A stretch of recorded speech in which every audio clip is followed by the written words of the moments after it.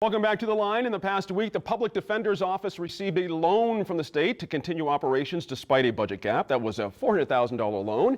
But the State Board of Finance rejected a request from the Magistrate Court for emergency funding of $750,000. Now, both funding requests are part of a battle now between Governor Susana Martinez and the courts. And Rob, let me start with you on this one. There are a lot of things we still don't know. You know, the Board of Finance, which is led by Governor Martinez, and the Lieutenant Governor sits on it, and it's kind of one of those mysterious boards that we're not quite sure what's going on here. I'm curious what your sense of the magistrate court situation is. They went to hat in hand to this board saying, look, we need to pay leases, we need to pay fixed costs to get us through June. We don't have the money. I don't think, meaning the person that runs it, don't think it's legal to dip into certain kinds of funds. But the governor, in fact, said, I don't see an emergency here. I don't see a problem. And so did Tom Clifford, who's the head of the Department of Administration and Finance. Right. They basically said you can use a different pot of money here. Right. And that, but the question seems to be, if you do that, does that open the magistrates people or the AOC to a lawsuit? Right.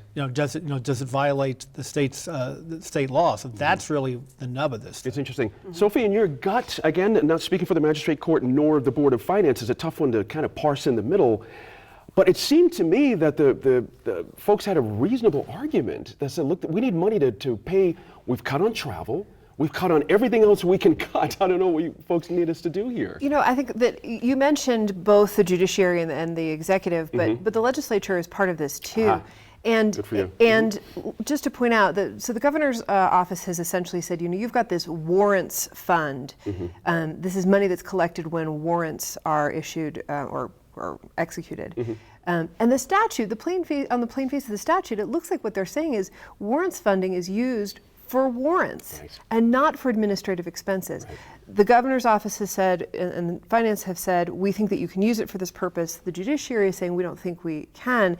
In the middle is the legislature that wrote that law and said this is how we want the money spent. So we have a real kind of clash between not necessarily the judiciary and the legislature, but the governor's office saying here's how we want you to interpret the work of that body. I think that's really a cause for concern on the part of the courts, and this struggle between the courts and the government has been going on for some time. And remember, she vetoed fixtures for the court up in Santa Fe. She has really taken a hard line on Janice, interestingly, when I listen to Sophie talk about this, it seems to me that there's a natural way to do these things, that you want to solve the problem. You don't want to hang agencies out to dry. You want to solve the problem. In your gut, did you hear a problem being solved here or just a continuation? Well, I would say I think the problem was solved and perhaps not reported. Okay. And I am not saying that there isn't, I am distressed about the veto of the supplemental funding for the courts. Okay. Because the legislature said, we believe we need to do this to provide justice. And I am very concerned that there are not enough resources to timely take care of people like this young man that just murdered a police officer. And that's not just the magistrate court. This is courts in general. That's right. But at the Board of Finance, they really said something else. So they asked for a loan for $750,000. It appears in this warrant fund that they can actually use $250,000.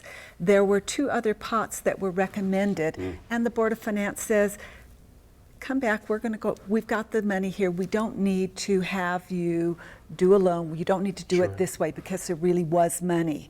And so if you look at the vote of the board, it was like 8-1 or 9-1, I forget what it was, because they really believed that there was other money. This, and they don't want them to go use the warrants fund. So it was more complicated, but Sophie is correct, in my opinion, that we are not appropriately funding the courts. And this began under Richardson. When we took the dive, the courts, with a very stiff upper lip, said, we'll take our cuts, we'll make it work. But right now we are seeing cases not go to court because we don't have the resources. That's right. I'm worried about that. Interesting. John, your thought on this? Well, I totally agree, and probably more so. I mean, here you have a Republican House and a Democratic Senate agreeing to a supplemental appropriation, and the governor line item vetoing it Right. out of a personal vendetta against the judicial branch. There's no policy basis for that line item veto. Her own conservative Republicans voted for it in the House.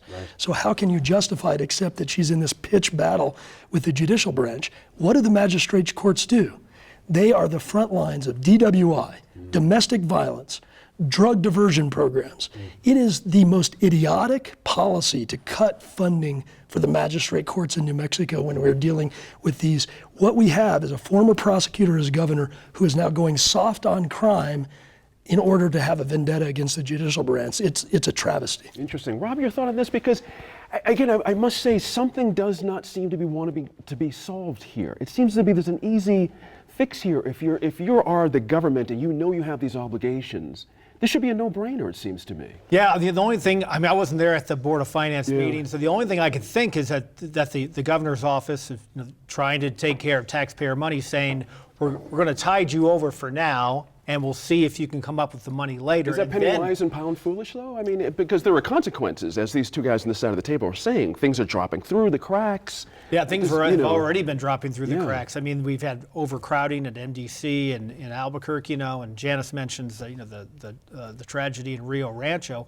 I mean, we've got major problems when it comes to the criminal justice system, from top to bottom. We've talked ad nauseum, and justifiably so, about the police shootings, but we've also got a lot of criminals out there. Sure. Going back, let me stay with Rob for a quick second here. I don't want to get away from your main point about trying to save taxpayer money. That seems like a worthy goal in most endeavors. I don't think folks would have an argument with that. But again, is this the place to be doing that? Is it something near what John's saying, vendetta, or is it something?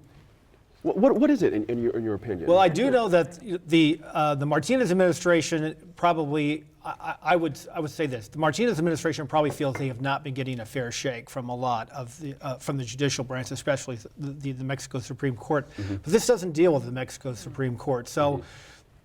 Like I said, the only thing I can think is that they're thinking, well, let's go ahead and tide them over, give them the loans Sure. and give them the money right now and see what happens down the road. Interesting. Let me finish less than a minute, Sophie, on swinging to the public defender's office, getting a $400,000 Yes. loan. I have to say that again. Isn't this an obligation of the state?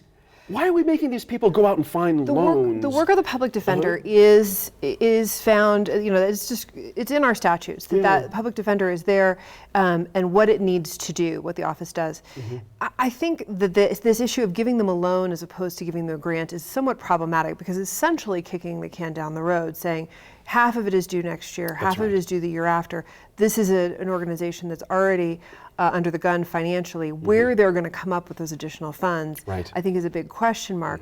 There was an attempt to make the public defender's office more independent of the governor's office, and what we're seeing now is that they're still tied to her apron strings because of this funding issue.